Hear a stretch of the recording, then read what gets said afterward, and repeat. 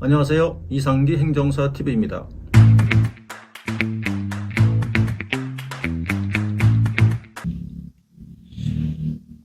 네, 제 2부 진행합니다.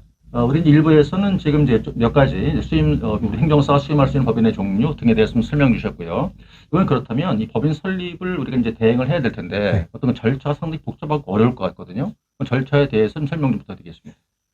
예, 사실 그 법인 설립이라고 하면 이제 영리법인이든 비영리법인이든 그 법인의 종류가 다를지라도 사실 절차는 거의 비슷합니다. 그래서 이제 발기인분들이 모여서 이제 정관을 작성하고 그 작성된 정관을 바탕으로 이제 창립총회 공고를 하고요. 창립총회 공고를 하고 이제 총회를 진행하고 총회를 진행하기 전에 이제 그 하고자 하는 정관에 명시된 사업에 대해서 사업 계획과 이제 예산안을 작성을 하고 총회 때에는 그 정관과 그리고 사업 계획과 예산안에 대한 승인을 하고 그리고 임원에 대한 선출을 하고 이제 회의를 종료하고 그 자료를 바탕으로 설립 신청을 하게 됩니다. 근데 이게 그 영리법인과 비영리법인의 차이는 그렇게 많지는 않은데요. 많지는 않은데 각각의 이제 법인별로 조금의 특색은 있습니다. 그 법인별로 약간의 차이점은 있고요. 그 약간의 차이점이라고 하면 이제 사업별로 그리고 법인의 종류별로 약간의 정관상의 이제 조금씩 다른 그런 부분들이 있습니다. 그게 커다랗게 다른 부분은 아니고요. 네, 그냥 순서에 따라 좀 달라지는 부분들이 있습니다. 우리가 일부에서 이제 그 법인 설립의 과정에서 신고, 네. 인가, 허가 이렇게 이제 얘기를 해본 바 있었는데요. 이것이 그 법인의 성격사에 따라서 그럼 이제 주무부처가 어딘지에 따라 달라지지 않겠습니까? 근데 그게 정부부처일 수도 있고 지자체일 수도 있고 그럼 어떻게 구별을 우리가 할 수 있을까요? 그 우선은 이제 의뢰인분들께서 의뢰를 주시면 그 하고자 하는 사업을 가지고 행정사가 좀 판단을 해야 됩니다. 사업의 목적이죠? 네네. 사업의 목적과 이제 수행하고자 하는 사업을 가지고 이 사업이 이제 좀 사단법인에 맞는지 사단법인인지? 혹은 재단법인이나 사회적 협동조합에 맞는지 이런 것들을 1차적으로 판단을 해야 되고요. 그리고 이제 그 사업이 이제 전국 단위 사업인지 지역에 좀 국한된 사업인지에 따라서 이제 부처도 정하고 그리고 그 그럼 전국 단위 사업이라면 아무래도 그 행정관청은 정부부처가 되겠고요. 네. 근데 지방 단위 사업이라면 지자체가 되는 겁니까? 지방 단위 사업이라면 이제 사단법인이나 재단법인 같은 경우에는 광역자치단체가 되고요. 네. 광역자치단체가 되고 근데 만약에 이제 좀 여러 광역에 걸쳐서 사업을 한다라고 하면 정부 부처가 될 수도 있습니다. 네, 그렇게 이제 구분을 하게 되고요. 그리고 사업에 따라서 이제 광역자치단체 내에서도 부서를 좀 결정하고 이제 진행을 하게 됩니다. 행정사님과 저는 이제 개인적으로 우리가 둘이서 같이 협업을 해본 적도 있지 않습니까? 제가 알기로는 일단 법인이 설립하는 다음에 정부나 지자체에서 지원금을 받아서 운영하는 그런 것도 있는 것도 알고 있거든요. 그 부분을 조금 더 설명 부탁드릴까요?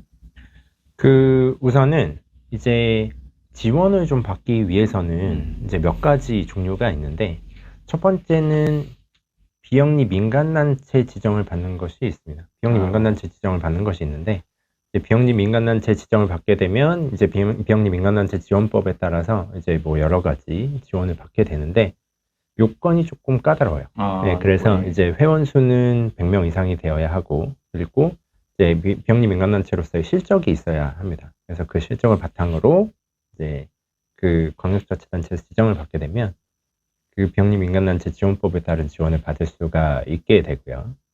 두 번째로는 이제 많이들 준비하시는 부분이 이제 사회적 기업 인증을 예비 사회적 기업 지정과 사회적 기업 인증을 이제 준비를 많이 하셨었는데 이게 올해부터는 지원금이 없어졌어요. 네, 그 정부 정책에 따라서 지원금이 작년까지만 해도 이제 많은 지원금이 이제 책정되어 있었는데 지원금이 별로 없어져서 이제 사회적 기업은 이제 간접 지원만 남은 상태이고요. 간접 지원이라고 하면 이제 세제 혜택이나 혹은 이제 세제 혜택과 그 공공구매 우선제도 이런 간접 지원만 남은 상태인 정도이고요. 그 외에도 이제 뭐 약간 농촌 지역이나 아니면 마을 지역이라고 하면 이제 마을 기업 지원 사업도 있었는데 그 마을 기업 지원 사업도 올해부터는 지원금이 없어져가지고 그 재심사위에는 받고 있지는 않아요. 네, 뭐 이렇게 돼서 직접 지원 부분들은 올해는 많이 없어진 상태이고. 지원금이 네. 대폭 축소됐던 그런 말씀이신 거예요? 네네, 맞습니다. 네. 직접 지원은 매우 축소되어 있고 이제 간접 지원들만 좀 남은 상태. 말씀 듣다 계속 보니까 자꾸 드는 생각이, 야, 이거 쉽지 않다, 어렵다. 워낙 다양하기도 하고, 이렇게 짧은 시간에 이렇게 말씀 듣고 뭘 정리하기는 참 어렵겠구나, 이런 생각을 하고 있는데, 이런 거는 사실, 이제 행정사, 물론 이 영상 보시는 분 중에서 행정사도 계실 거고, 행정사 되겠다는 분도 계실 거거든요. 이런 쪽에 대한 어떤 거 교육을 받을 만한 어떤 그런 뭐 루트 같은 게 있을까요? 별도로 어떤 게 뭐 이렇게 교육을 시켜주는 거라든가, 이런 것에 대해서 어떻게 이제, 물론 행정사가 되시면, 행정사 회에서인지 뭐 실무 교육을 물론 하긴 합니다만, 그거 별론으로 하고, 이런 분야에 대해서 이렇게 별도로 교육을 받을 만한 어떤 그런 거는 제가 알기로는 잘 모르겠거든요. 네, 많이 있지는 않고요. 그래도 이제 조금 찾아보면 협동조합, 사회적 협동조합 같은 경우에는 사회적 협동조합 설립을 위해서 온라인 강의를 기재부에서 만들어 놓은 게 있거든요. 네, 그 정도가 있을 것 같고요. 나머지는 이제 행정사가 되시고 나면 이제 스터디와 연수 교육을 통해서 하실 수가 있을 것 같습니다.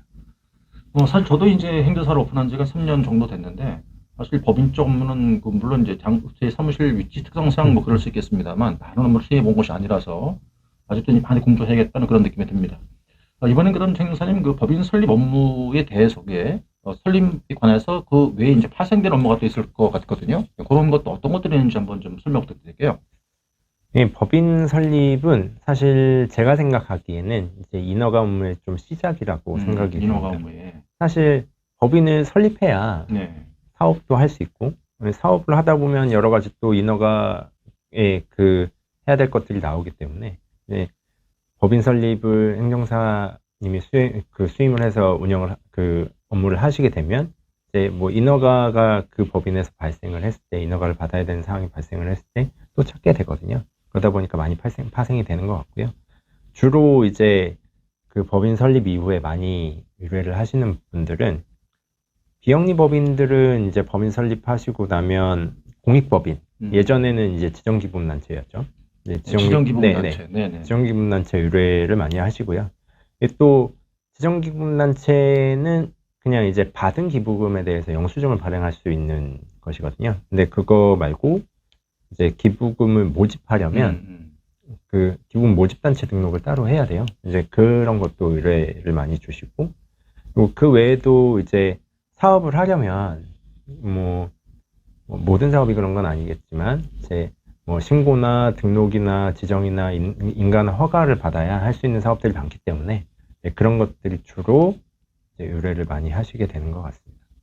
그래서 이제 뭐 공장을 하신다라고 하면 공장 등록이라든지 뭐 이렇게 체육시설을 하신다라고 하면 체육시설 신고라든지 뭐 학원 하시면 학원 신고라든지 뭐 등등 해서 이제 법인 설립하고 나면 실제로 사업을 운영하셔야 되기 때문에 그 사업 운영에 필요한 뭐 신고나 인가나 허가 등을 많이 의뢰하시는 것 같습니다. 이제 뭐 사실 행정사님하고 저하고는 이제 몇 가지 업무를 같이 해봤지 않습니까? 뭐 공장 등록도 있었고, 그다음 지정기부단체 같이 했다는 것보다는 사실은 다 해주신 거죠.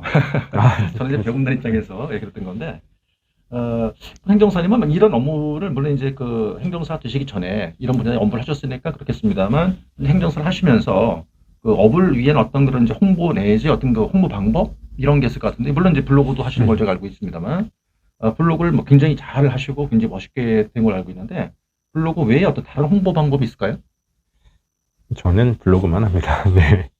예. 네, 다른 거는 하고 있지는 않고요. 네, 블로그만 홍보 수단으로 사용하고 있습니다. 네, 근데도 블로그는 물론 이제 그 시간이 되시면 이제 영상 보신 분께서 주원 행정사 맞으시죠? 네네. 주원 행정사 인터넷 치시면 바로 나올 텐데 한번 구경해 보시면 굉장히 이렇게 잘 꾸며져 있고 그 내용도 알차고 그런 걸 보실 수가 있을 겁니다.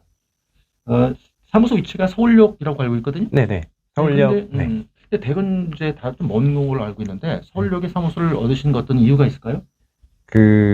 아무래도 서울역이면 이제 전국에서 의뢰인분들이 찾아오시기에도 편하고요.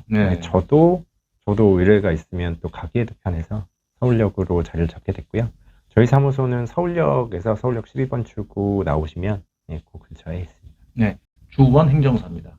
네, 참 그 취지가 좋으신 거죠. 오늘 출연 감사드리고요. 수업 번창하시 바랍니다. 감사합니다. 끝으로 이제 마지막으로 우리 메모리맥 차원에서 영상 보시는 분 중에서 이제 그 시험 준비하는 분도 있을 거고 행정사일 텐데 그때 인사 말씀 한마디 해주시죠. 영상을 보시는 분들 중에 이제 행정사 시험을, 자격 시험을 준비하시는 분들이 많으실 것 같은데요. 예, 저도 행정사가 돼서 보니까 이제 업무 영역이 매우 넓고, 그리고 이제 저희가 공부하는 만큼, 습득하는 만큼 업무를 수행할 수 있는 것 같습니다. 그래서 행정사가 되고 나시면 이제 그 시간 동안은 그 행정사를 준비했던 시간이 후회스럽지 않은 자격증인 것 같고요.